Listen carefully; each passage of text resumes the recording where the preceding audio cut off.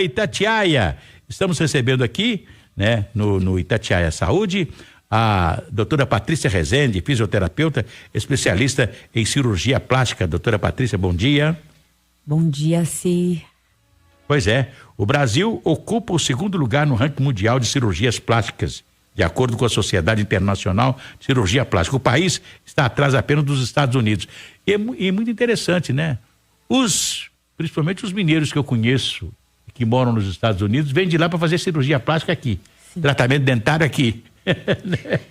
Se tem uma coisa que o Brasil exporta, assim, que eu tenho certeza para te falar, e que a gente é muito bem recebido em qualquer lugar do mundo, é tudo relacionado à cirurgia plástica. Então, muitos estrangeiros não só vêm fazer cirurgia aqui, mas como vêm estudar aqui. Tem muitos cirurgiões que vêm fazer formação aqui no Brasil. E lembrar que o médico cirurgião plástico mais famoso dos Estados Unidos é um brasileiro.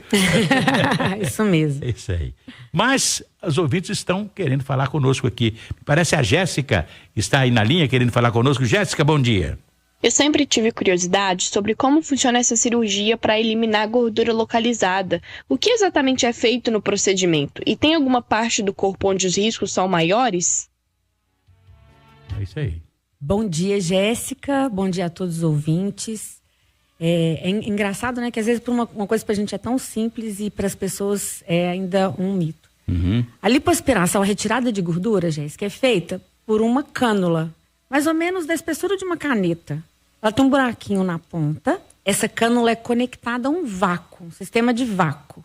Sim. Aí faz um buraquinho no corpo, mais ou menos de 1 centímetro, somente para poder introduzir essa cânula.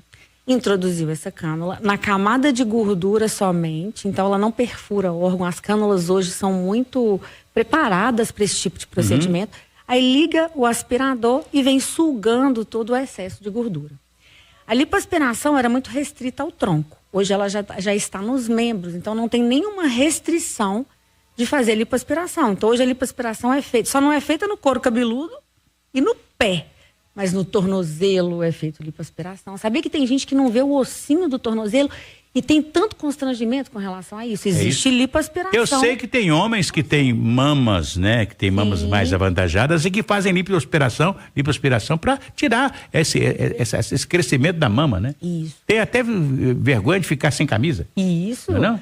Existem 2 lugares que há um tempo atrás era um pouco mais restrito a lipoaspiração, que eram os membros, né? A panturrilha, né? A perna e os braços. Mas hoje não. Hoje tem cânulas específicas para essa região e treinamento médico específico para essa região também. Doutora Patrícia, feita esse procedimento de lipoaspiração, é necessário depois fazer uma operação plástica na pele, porque a pele deve ficar um pouco mais... Não? Não, assim, é incrível. Quando a gente... Sabe quando a gente vai comer uma carne e tem uma pelinha branca na carne? A gente também tem isso lá dentro.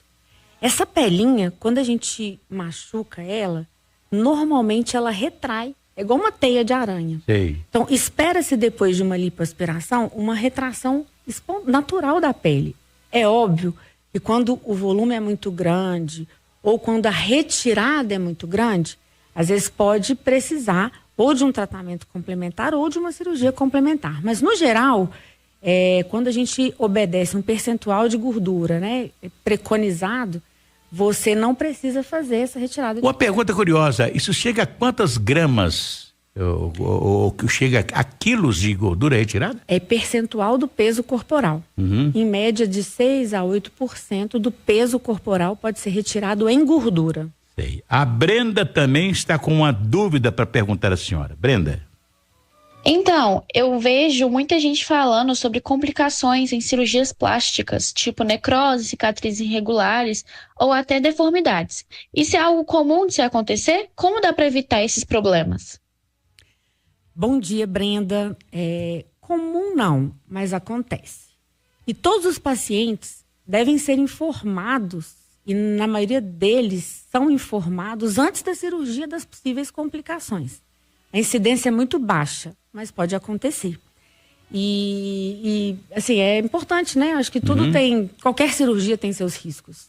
A Eremita está aqui falando conosco nas redes sociais e está dizendo o seguinte, que ela tem vontade, sobre um assunto de cirurgia plástica, ela tem uma dúvida, existe outro procedimento para levantar as mamas sem ser silicone? Ela pergunta. Sim, claro, muito comum é a mastopexia, Berenice. Você só faz uma reestruturação, reposiciona as estruturas. E aí nessa cirurgia você naturalmente perde um pouco de volume, mas é acordado com o médico se você vai retirar muito e você define o tamanho. Então, mamas muito densas, é possível até fazer um efeito de silicone com a própria massa da pessoa, mas não necessariamente precisa de silicone. A Flávia tem uma pergunta. Flávia? Depois da cirurgia, em quanto tempo posso voltar a fazer exercício? Tem alguma atividade que precisa ser evitada por mais tempo para não comprometer a recuperação? No geral, na primeira semana, a gente não pode fazer nenhum tipo de esforço físico, porque o esforço físico aumenta a pressão e pode fazer romper vasinhos. Mas antigamente a gente tinha uma visão que a pessoa precisava operar e tinha que ficar camada, né? Operava e às vezes ficava camada. Uhum. Mas não só para cirurgia plástica, isso cada vez tem sido menos comum. Quanto mais rápido a pessoa retornar, né, às atividades, é importante até para a recuperação. O esforço físico, né, com levantamento de carga e peso, no geral, ele é liberado a partir dos 30 dias, né? Mas você perguntou de um cuidado, é esse. Principalmente na primeira semana de qualquer cirurgia, evitar o esforço físico para evitar complicações. Tem uma outra pergunta aqui, o Edson Barbará está perguntando, toda cirurgia plástica tem risco? Toda cirurgia você vai tirar risco, um né? dente, você tem risco, né?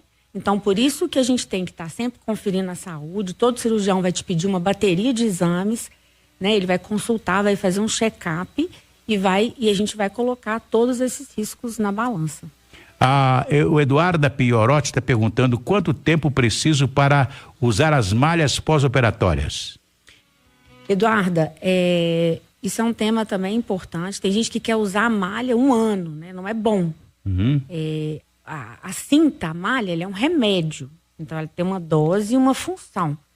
É importante fazer o tratamento correto desde o início, para que você, né, cuide do processo de cicatrização. Então, no geral, a gente usa 30 dias direto e depois a gente começa a fazer o que a gente chama de desmame, é ficar horas com e horas sem até o final do processo, que normalmente dura 3 meses.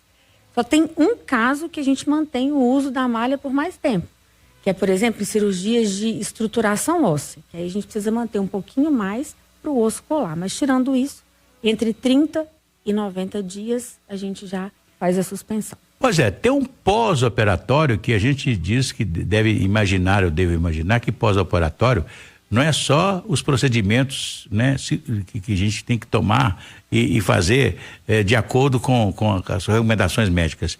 Tem um pós-operatório também que é na alimentação, na bebida, né? Não adianta você fazer tanto sacrifício para fazer um procedimento estético e depois voltar a comer de tudo e engordar tudo outra vez, não é verdade? O nosso corpo é a nossa casa. Uhum. A gente tem que cuidar. E a gente tem que cuidar do nosso terreno biológico. É muito importante cuidar da saúde, né? Eu acho que não adianta nada o exterior tá bem e o interior não. Então, pós-operatório é os remédios, é a alimentação, é o cuidado da cicatrização dos tecidos. Doutora Patrícia Rezende, foi sempre uma alegria recebê-la aqui. Obrigado a si, obrigado a todos vocês. Deixa os seus endereços aí, né? @doutora Patrícia Rezende é o meu Instagram. Então, quem quiser pode acompanhar a gente lá. Eu estou sempre disponível para tirar dúvidas e falar sobre cirurgia plástica. Um abraço para a senhora. Obrigada. Muito obrigado pela sua presença. 9h40 na Itatiaia. Hora do café Riachuelo e dos biscoitinhos Barbieri. Obrigada.